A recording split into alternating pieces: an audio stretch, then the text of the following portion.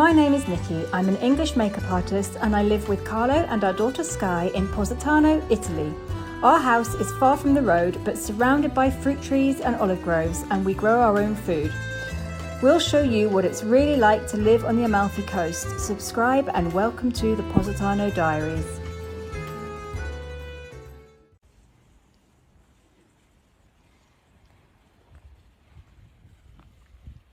Good morning. I'm just out on my little morning walkies with with Holly the dog, not my daughter. Oops. I just went down to the cemetery and did a little live video with my patrons, and it was a Q&A, so they asked me all sorts of questions and that was really good fun. I'll insert a little clip of it here. Have I met Giada De Laurentiis? Yes, I've done not her makeup, but I've worked on her show. When they filmed in Positano, I was hired as the second makeup artist to look after all the guests. Carlo, vorrei sapere, would you like to see Daniel Ricciardo in Ferrari seat? And we are just walking back up again. Now, tomorrow is the 1st of May, so it's a festive day here, so the shops will all be shut. It's the food shops, the only shops that are open, but they'll be closed too tomorrow. So I really should be going up to the road to do some shopping. But I've already got these 550 steps from the cemetery to walk up. And do I really need to add another 500 on top of that to do the shopping? I'll decide when I get home. I am doing it. I'm going up to get the shopping because I know I will regret it if I don't. So it's all good exercise and I could probably do with it. And there's the sheep in the field and there's a baby there I noticed yesterday. Must have been born a few days ago. One of the biggest problems about social distancing here is that you can't stay over a metre apart on these narrow lanes and alleyways and stairwells. There's not enough room.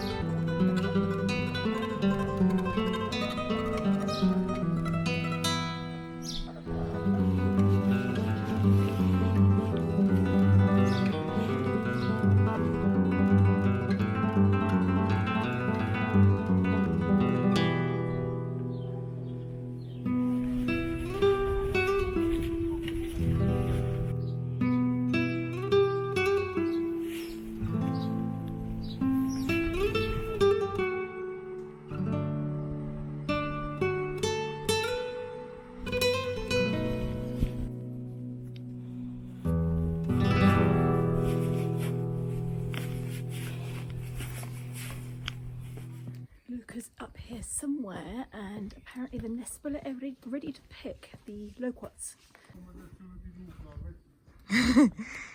Nelle cespuglie devi trovare quelli là gialli, le nespole gialle. Non sembrano tanto gialli. Là sono. Ci sono.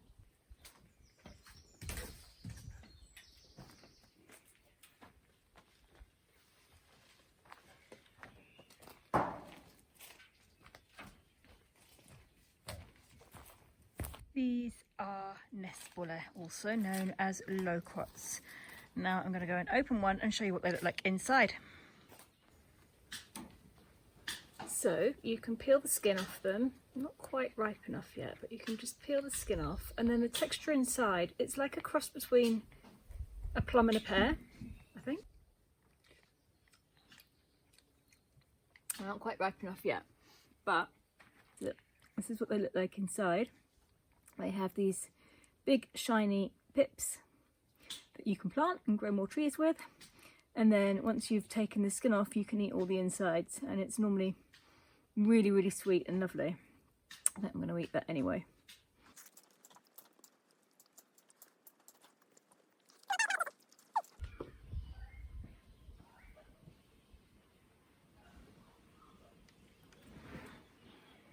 I'm going to sit here in this little patch of sunshine and read my Kindle.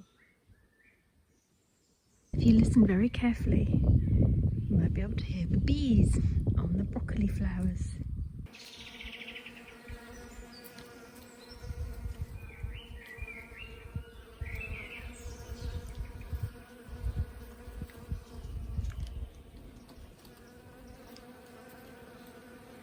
Right.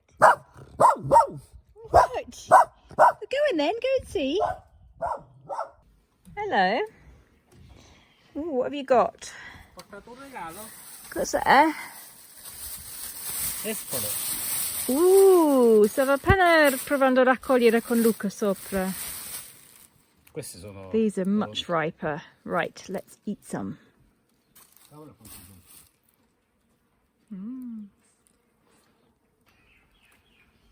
Queste sono buone e succose. Poi si ficca in bocca e si mangia così. Com'è buona.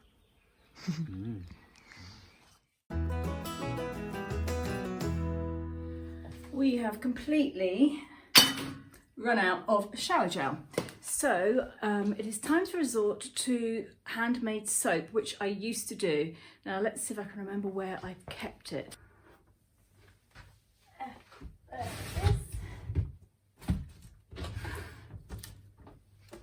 That's what I was looking for. So about 10 years ago, I became a certified soap maker, and I set up my own little company called Saponissimo.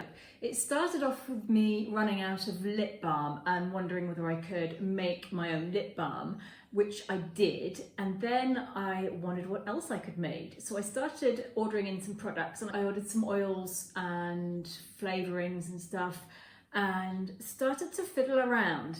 This here is my recipe book.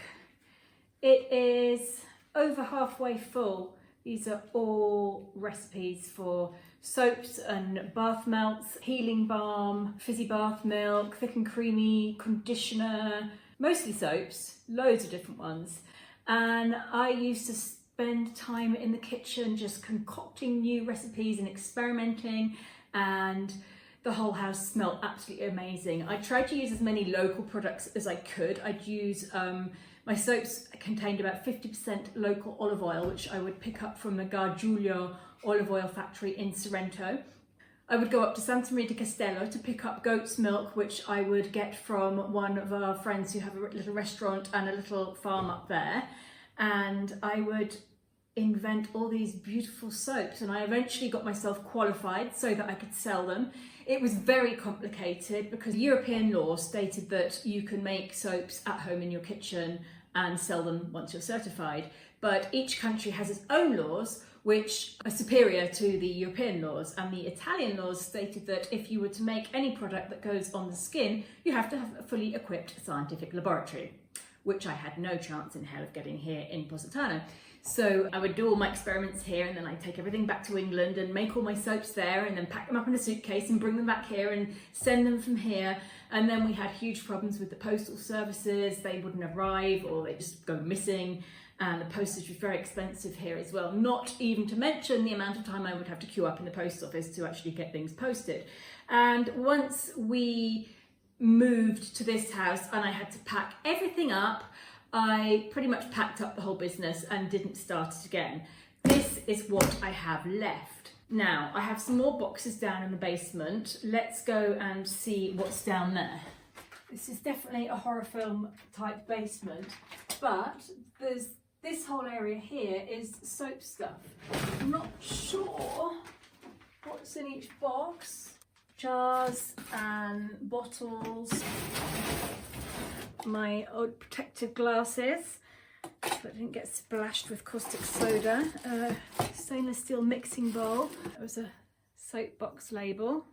And that box is full of soap colour dyes. I'm not going to get that out now. Basically, I still have all the necessities to make soap still, apart from the ingredients, which I could easily order in. I had a very successful little shop on Etsy, and I was quite happy in my kitchen cooking up batches of soap. They'd come in kilo batches like this, which I would then slice into pieces of soap. I also found this, which was my fig and vanilla silky body oil. Obviously it's filthy, that has been in a box for the last 10 years or so, and is probably no good whatsoever. You can actually still smell the perfume, but you can also smell that the oil has gone off, so that's got to go in the bin. Here's a few of my little labels that I designed. I don't think I'd be capable of doing that again now. I was very proud of them. I remember I once took all of my soaps down to the beach and laid them out all along the front of the jetty to take photos of them in the bright sunlight. And I've just looked through those photos and they were absolutely beautiful. And I really regret not keeping this up now. So this might be a future resurrected project for me.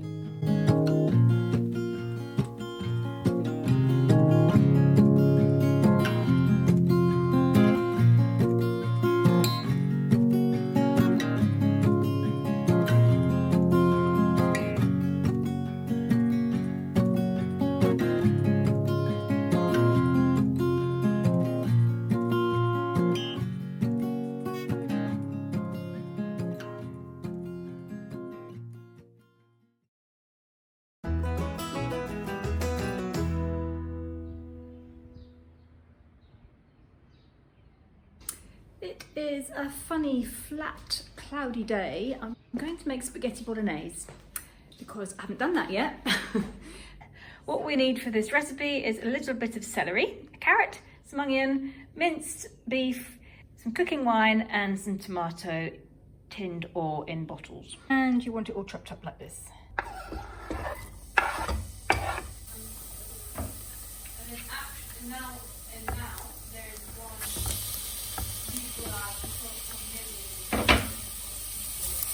$1.18 million. I've added the carrot and the celery to the onion. We'll let that cook for a couple of minutes and then we're going to brown off the meat. Sky's doing her Spanish homework while I'm cooking, so if you hear us talking in a mixture of about 3 different languages, that would be why.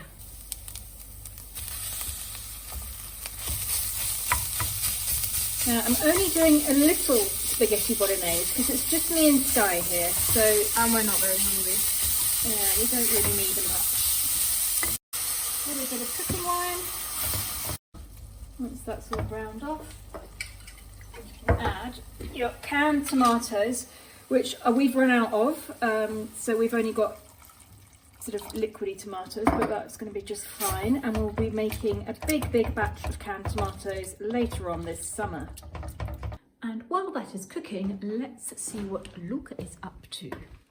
So if you remember a few weeks ago, we planted this row of green beans, and now he has put in 2 more rows. We've staggered them so that they don't all have beans at the same time. So we'll have beans all summer long. So we've changed our plans in the front garden here. You might remember a few weeks ago we planted this row of French beans along the back here. We're going to move them. We're going to put them along the front there, where there's already a row of French beans. We're going to move them into the next row here because it's more sensible to have the lower plants at the front and then the higher plants behind so that the sun can hit the lower plants. Also, I must show you these fantastic flowers that are growing over here. They're amazing. We've got these orchids that we were going to throw away, and then I said, no, let's just stick them in the corner here. They might grow.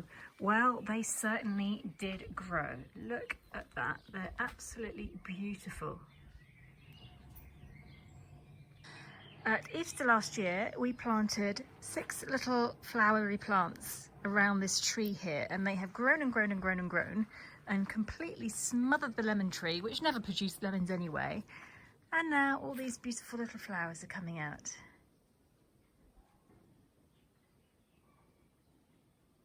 And I've had a few people ask me what they are, so I thought I would come and see if the little tag was still here from when we planted them, but I can't even get into it.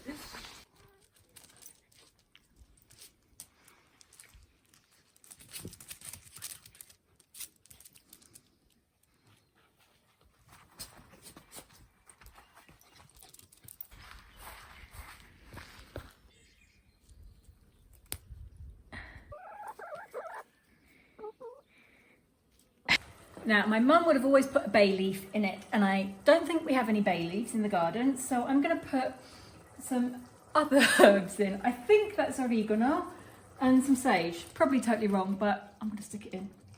I'm going to cook some tagliatelle with it, which is going to be very yummy, and that is ready.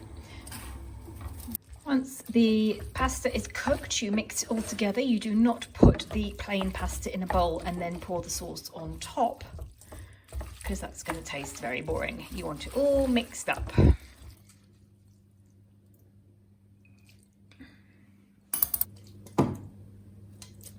That's probably enough for you, isn't it? Oops.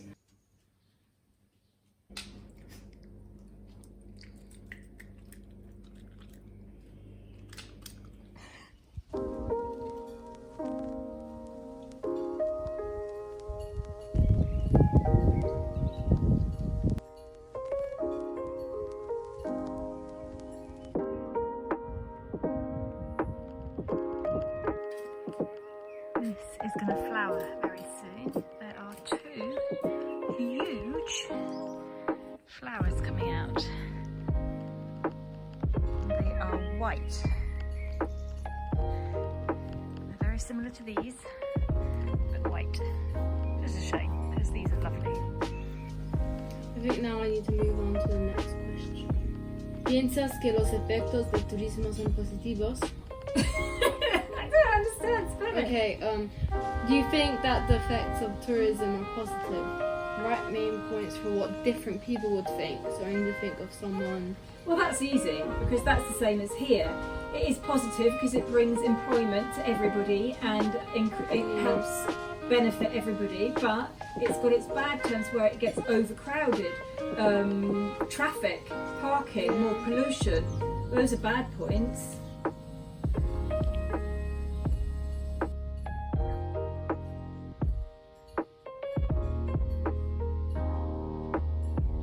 You got more chickens and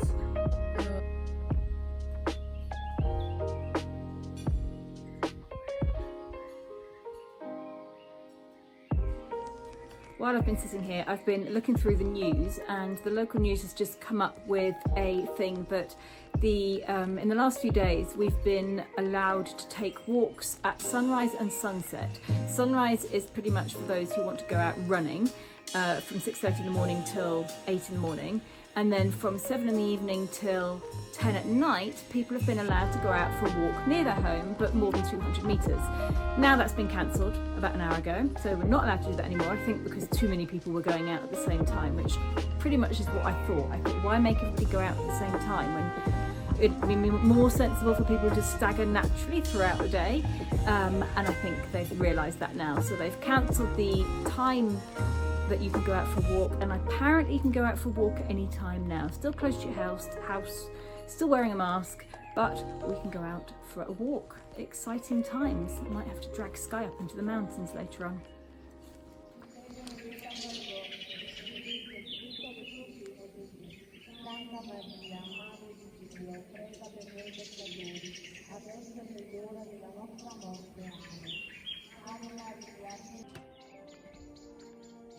Ma sei gelosa?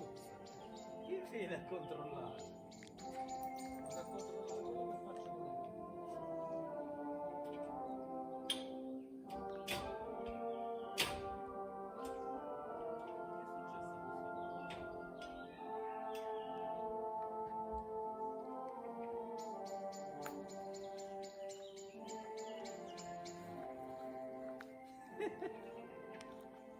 sono qua, vieni qua.